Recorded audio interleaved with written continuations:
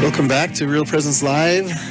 My name is Jacques Daniel, here with Bridget Garapentine. We're here in the beautiful Chancery building of the Diocese of Rapid City, downtown Rapid City. Have had a full morning. Really beautiful conversations.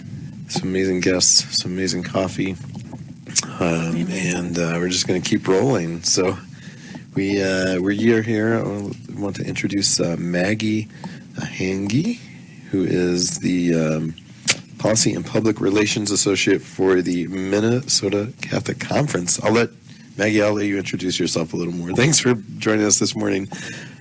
Good morning. Yeah, good morning. Thank you so much for having me. It's wonderful to be with you. As you noted, I'm the Policy and Public Relations Associate for the Minnesota Catholic Conference. So here in Minnesota, working on behalf of our state's bishops to shape legislation towards the common good. Fantastic. And it sounds like there are some big opportunities coming up for Minnesotans listening this morning. Can you talk a little bit more about the Precinct Caucuses on February 27th? Yeah, of course. So February 27th, just a week from today, starting at 7 o'clock at your local Precinct Caucus. There'll be both a GOP and a DFL Precinct Caucus held across the state to consider the party platform resolutions, elect precinct chairs, elect delegates to represent precincts at the party conventions. So you can go to our website to find more about where your precinct caucus is. But we know that many Catholics feel a sense of political homelessness. No party seems to advance a consistent ethic of life, and doesn't quite line up with everything that the church teaches and believes.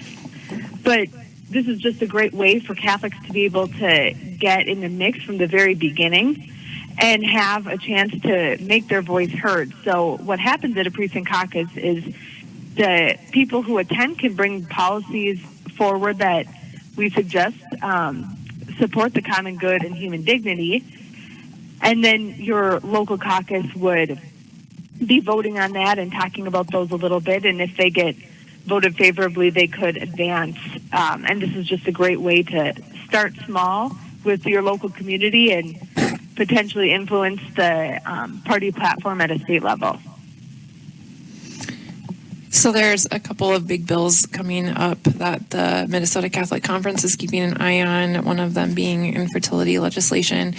It sounds like that would be a good thing, but not in this case. Can you explain more?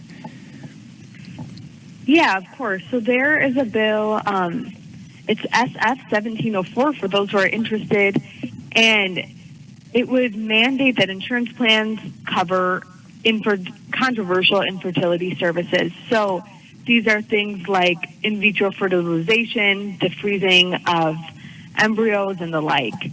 And we're opposed to this bill for a number of reasons, and this idea for a number of reasons.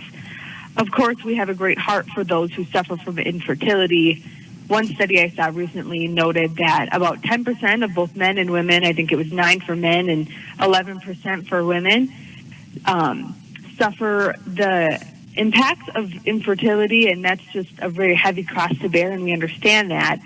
But what engaging in these services would do is undermine the natural family by creating children through scientific means. So we view it as not promoting the flourishing of human beings and of how God created our family to be created and to grow.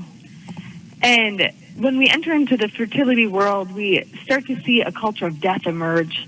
Again, as you mentioned, it might sound good on the surface. We have people who are, suffering this heartache and they want kids, and how can they fulfill this desire that they have? But, for example, if you go through the process of IVF, there might be many embryos created, maybe up to 20, and you're likely not going to implant all 20 embryos into the female. So what do you do with those other 18 or 19 embryos? You might freeze them for later. That doesn't seem very dignified. You might discard them. That certainly isn't dignified. So what it creates is even more ethical problems surrounding how to manage it. And then another piece is creating so-called designer babies, tantamount to modern-day eugenics. Do you want a boy or girl, blonde hair, brown hair, etc.? So I could keep talking about this, but there just is a lot of issues that it creates. And another key piece that I just want to mention is that it could normalize surrogacy, which if anyone saw Pope Francis's recent comments, he commented on surrogacy in January, noting it as exploitative and deplorable. And he had some excellent things to say on the subject and why we should be opposing surrogacy. Yeah. So this is. Oh, go ahead. Yeah, I was just going to say things get tricky real fast. Yeah, exactly. even on the surface, what seems like a good and helpful and charitable way to help families and individuals struggling with infertility, you start throwing on layers of challenges and difficulties, and things get sticky fast. Mm-hmm. Right. And we always want to promote a better vision of the good. So we want to be able to help people address the infertility that they might be suffering with, but in an ethical way that they can bring children into this world. You know, there's adoption and other options that they can look at. Fantastic. There's another bill, which is a good one. Their baby items sales tax exemption bill. Tell us more about that and if Catholics should support that. Yeah, this is a great bill. We have this bill came out of our Families First project, and we are in full support of it and hope that Catholics across the state are in support of it as well.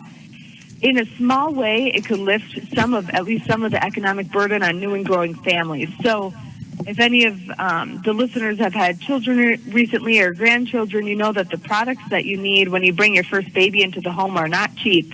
A crib might cost $200. A car seat could be the same. And you need so many things to be able to welcome that baby safely. So what this bill would do would be eliminate the state sales tax on a variety of those necessary items. If you just look at kind of some basics of what they would cost, generally they'd add up to around $1,200 or likely more, based on the products that would be exempt under this bill. And the sales tax you would save on that is about $130. So not a huge amount, but if you're living paycheck to paycheck or even just trying to maintain a budget, this is a really helpful piece. If you can save $130 across these items, that can maybe be used to buy a safer car seat instead of purchasing something on Facebook Marketplace, because these items have expiration dates, safety concerns, etc. So it helps parents be able to hopefully buy the best for their baby and ease that economic burden just a little bit. If an individual is looking for more information or to become better educated on these topics, where would you direct them? Yeah, we have a website, mncatholic.org. We encourage people all the listeners, to visit our website. In the corner, you can hit the Take Action button, and you can act on this fertility insurance mandate that I mentioned, on the baby items mandate. But then right on the homepage, you can also subscribe to our Catholic Advocacy Network. With this, we deliver bi-weekly newsletters and pressing action alerts right to your inbox. So you can go take action at any point. But if a bill is getting heard in committee or being moved to the floor or has any action on it, we'll send you an alert. All you have to do is take a few clicks, and you have a message being sent to your legislator right on these issues. And sometimes you can add in your own story and make it what you want, or you can just send in the alert we already have created. So we try to make it really easy for people to be able to get in contact with their legislators and hear what's going on at the Capitol. Yeah, that's fantastic. It looks like mncatholic.org, and you even have information about the Precinct Caucus happening a week from today that we were talking about, and all sorts of ways for them to get connected. It looks fantastic. Yeah, Maggee, exactly. thank you. mncatholic.org/caucus is where you'll find all that information on the Precinct Caucus.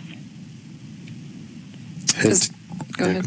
Is there anything else you would like to share with our listeners today regarding the upcoming caucuses?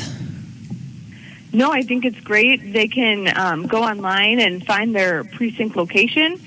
And we have our resolutions, some sample resolutions right on our website that they can look at based on physicians-assisted suicide, gender, education, families. So we have a variety of them that people can look at. And otherwise, I just encourage people to subscribe to our Catholic Advocacy Network, and we'll keep you updated on all these opportunities that are coming your way during election season and legislative session.